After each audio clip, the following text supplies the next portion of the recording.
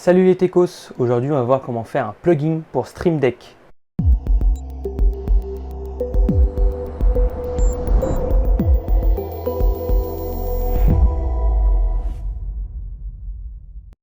Mais avant de rentrer dans le vif du sujet, je vais vous présenter un peu ce que c'est que le Stream Deck.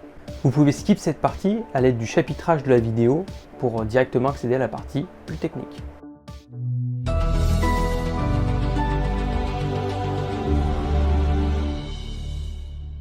Commercialisé par l'entreprise Elgato, spécialiste dans les accessoires de streaming, le Stream Deck est un petit boîtier avec des touches sur lesquelles on peut affecter des actions et on peut faire plein de choses. Comme par exemple lancer une application, mettre des touches raccourcies pour un jeu vidéo, mettre en pause un média ou encore gérer sa régie pour son stream.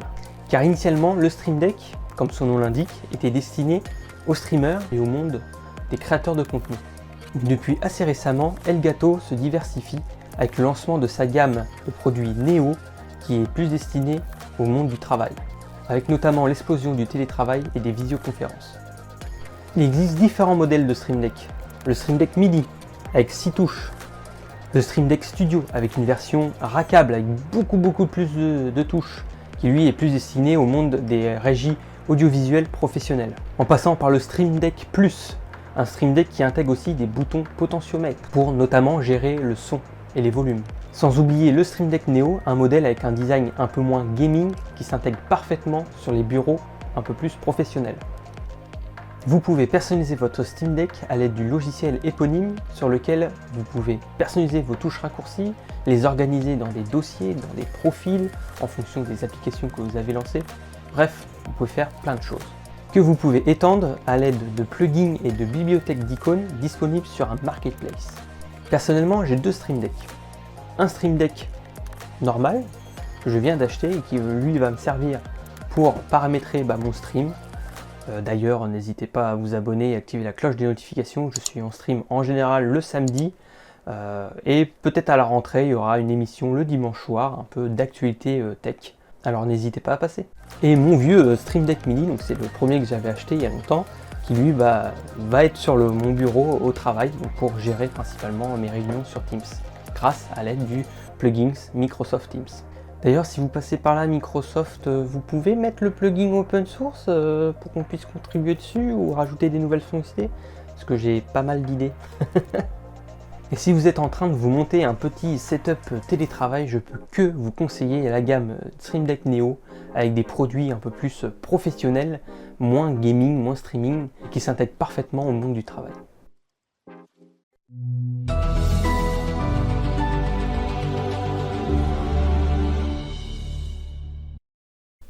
Mais avant de commencer, quelques petits trucs à installer.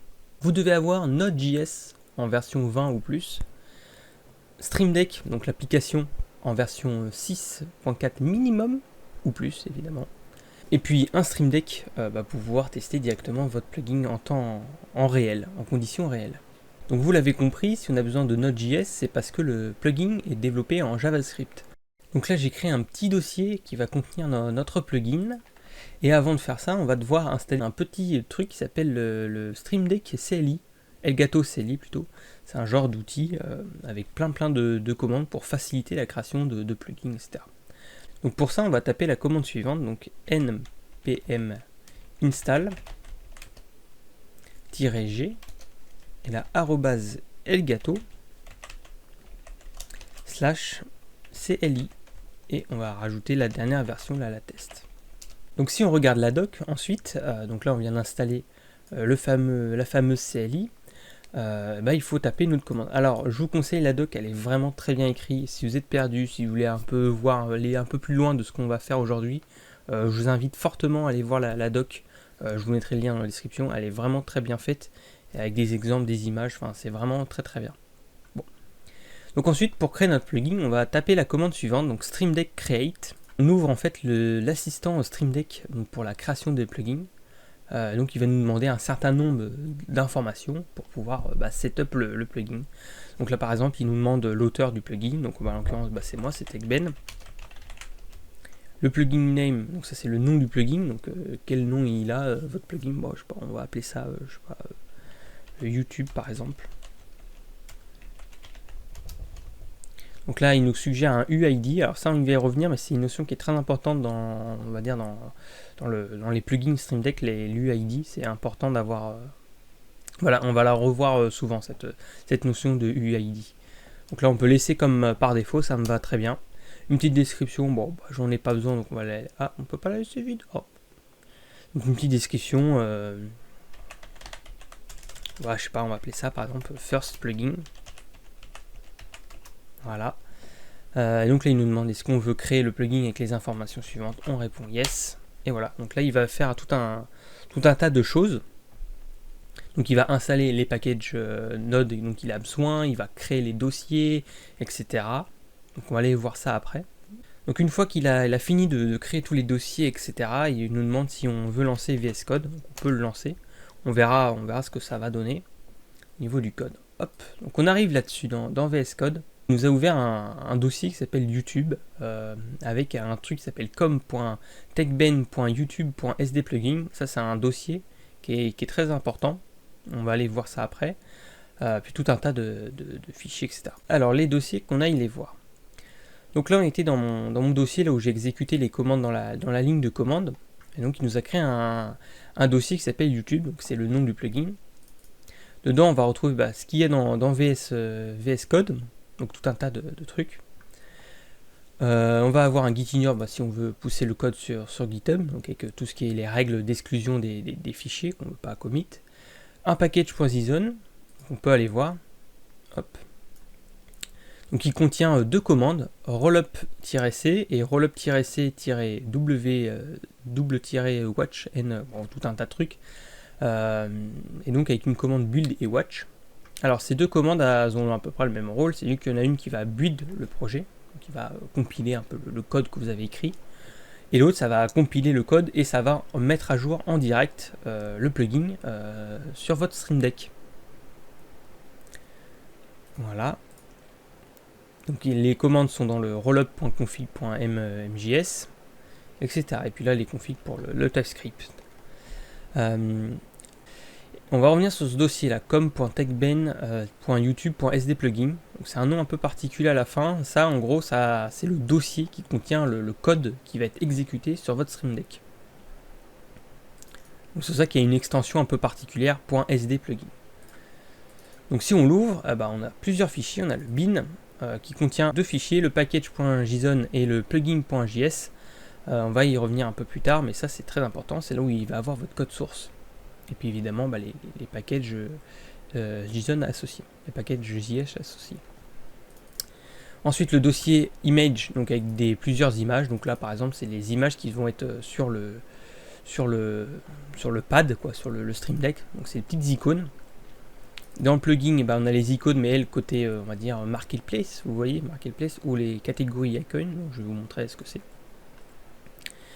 Vous avez un dossier de log avec toutes les logs sur le Stream Deck. Donc ça c'est pas mal si vous voulez un peu voir des choses, voir un peu le comportement de votre plugin. Ils seront là, ils seront affichés ici dans le .0.log à la fin. Ça sera là où sera les logs les plus récents. Et le dossier UI qui contient increment.counter.html. Et oui, on fait aussi un peu d'HTML. Donc ça, c'est ce qu'on appelle, ici dans le dossier UI, on peut avoir plusieurs fichiers HTML. C'est ce qu'on appelle des PI, des Property Inspector. Donc ça, c'était dans l'ancienne version du plugin Stream Deck. Et en gros, les Property Inspector, c'est ici, vous voyez que vous avez plusieurs champs, plusieurs boutons select en HTML, qui vous permettent là, par exemple, de choisir quelle application je veux ouvrir, etc. Et donc ça, c'est ce qu'on appelle des Property Inspector. C'est pour un peu paramétrer le bouton, avec des champs, on peut mettre des champs de saisie, etc. Ensuite, si on revient un peu à la racine de notre projet, vous avez le SRC, donc là il contient les sources du projet. Vous avez plusieurs fichiers dossiers. Donc vous avez le fichier plugin.ts qui contient, on peut aller le voir, qui contient quelques lignes. Donc là vous avez par exemple Stream Deck log 7 level, donc ça c'est pour, vous voyez les commentaires, donc pour vous aider un peu à savoir quoi faire. Donc c'est pour par exemple fixer le niveau de les logs. Vous avez une autre ligne, la streamdeck.action.register action avec un new increment incrément de compteur. Donc ça c'est pour enregistrer vos actions. Donc incrément de compteur, ça fait référence à ce qu'il y a dans SAC, action et incrément de compteur.ts. Vous voyez, c'est le même. C'est vraiment les actions qu'on a sur les boutons.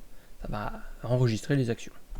Et enfin, on a un Stream Deck.connect. Parce qu'en fait, comment ça marche derrière le Stream Deck, c'est que vous avez vraiment l'application Stream Deck, donc qui tourne sur votre ordinateur en local.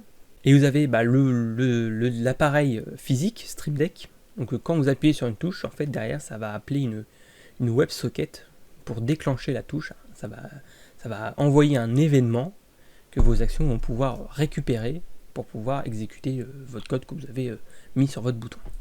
Pour aller voir un peu ce qu'il y a derrière ce bouton là, cette action incrément de compteur, c'est une classe un peu basique en JavaScript. On l'exporte évidemment pour qu'elle soit accessible dans le plugin.ts.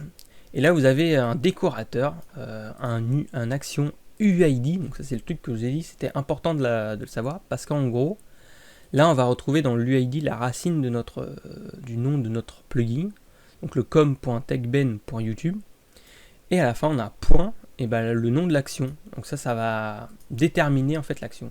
Comme je vous l'ai dit, quand vous appuyez sur le bouton physique de votre Stream Deck, derrière ça va envoyer un événement avec un UID, donc pour dire en gros l'utilisateur il a cliqué sur ce bouton là qui a pour UID com.techben.youtube.increment, et donc derrière ça va exécuter cette action. Vous avez deux fonctions, donc le override will appear, donc ça c'est quand en fait vous voyez c'est quand le bouton se charge en fait, quand il apparaît.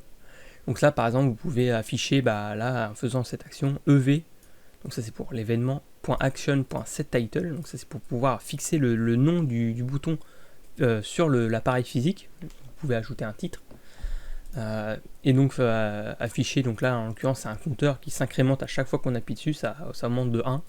Et là vous pouvez par exemple afficher ce qu'il y a dans la variable count dans les settings. Et ensuite, ça c'est le override async onKey done, donc c'est vraiment l'action qui va être exécutée quand vous appuyez sur le bouton, et c'est tout ce que ça va faire, et là vous voyez que ça fait une fonction d'incrément, donc ça va incrémenter le nombre donc qui est dans les settings, dans le count qu'on retrouve là-haut, ça va l'incrémenter par le niveau d'incrémentation que vous avez choisi. Donc là on peut le choisir directement via les properties inspector. On peut définir est-ce qu'on veut augmenter de 1, de 4, etc. Voilà. Enfin on raffiche, on sauvegarde les settings et on raffiche la valeur du compteur via le setTitles. Et puis enfin on a un type ici qui s'appelle counter settings et donc qui contient les deux propriétés, donc le count et le increment by. Donc c'est ce qu'on a ici dans les settings, vous voyez, count et increment by. Donc ça c'est des settings qui vont pouvoir être fixés via le property inspector. Ce qu'on n'a pas vu, mais dans la CLI, ça crée un lien symbolique entre notre plugin, donc là notre com.techben.youtube.sdplugin, vers le dossier qui contient les plugins Stream Deck. On peut aller voir. C'est assez facile pour aller voir les plugins qui sont installés sur son application Stream Deck. Il suffit de faire donc un pourcentage appdata pourcentage. Donc pour les joueurs de Minecraft, vous connaissez bien ce chemin. Donc ça va vous emmener dans les appdata, dans le roaming précisément.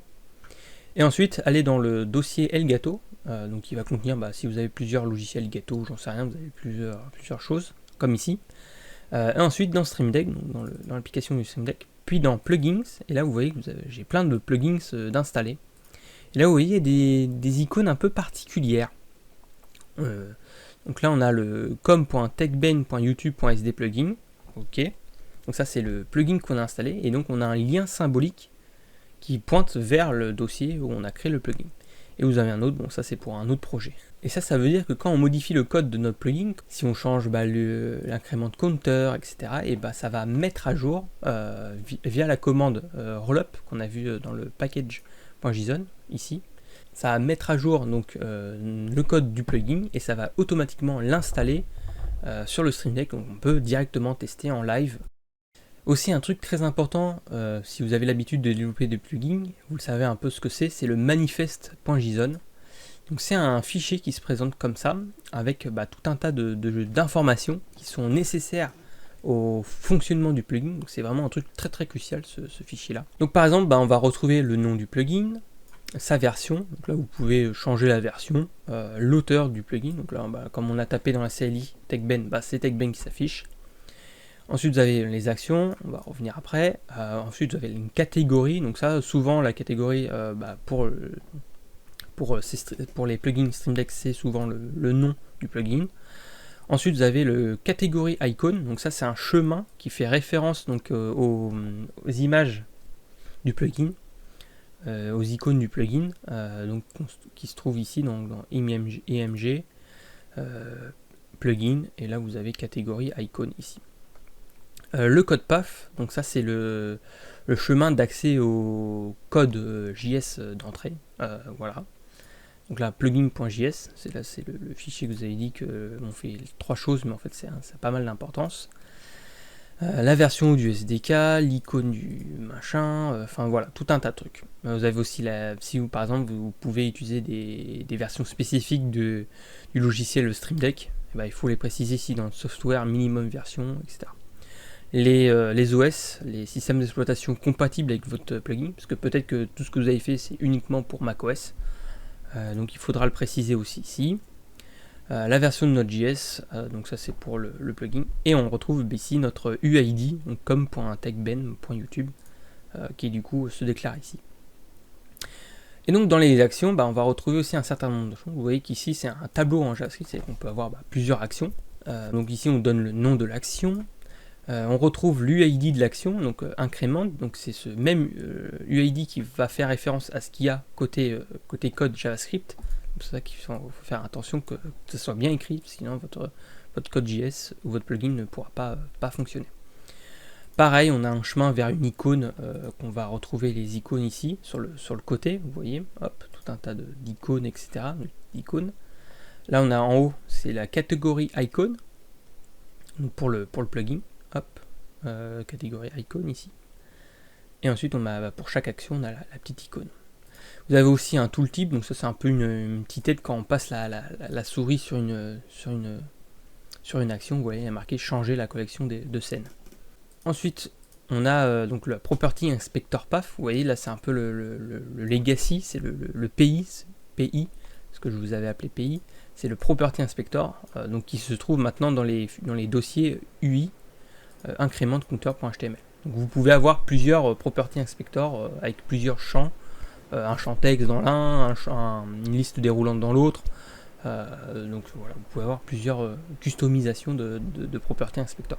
Donc il faudra les déclarer ici. Ensuite on a le contrôleur, keypad, ça c'est parce qu'on a maintenant différents types de Stream Deck, on va dire ça comme ça.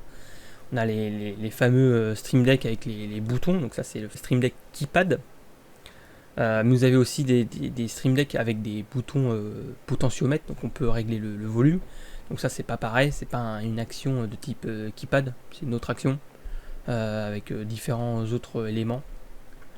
Ensuite vous avez les états, alors ça les états, donc là oui il y en a qu'un qui affiche du coup l'image qui est dans les actions ici, l'icône. La key, mais vous pouvez avoir d'autres choses aussi, mais vous pouvez avoir aussi surtout d'autres états. Par exemple un bouton on-off, ça a l'état on et à l'état off. Donc vous pouvez les déclarer ici, les états on-off, avec différentes icônes. Je ne sais pas si vous avez une autre icône pour off et pour on, vous pouvez les changer ici. Donc si vous voulez lancer votre plugin, rendez-vous donc dans le dossier de votre plugin, donc là c'est YouTube, c'est le nom de mon plugin, et tapez donc la commande npm run build. Donc ça fait référence à la commande qu'on a vue dans le package.json. Donc là vous voyez il va lancer le plugin et voilà il met created donc comme .techben.youtube.sd plugin, voilà. Donc là il a compilé le code.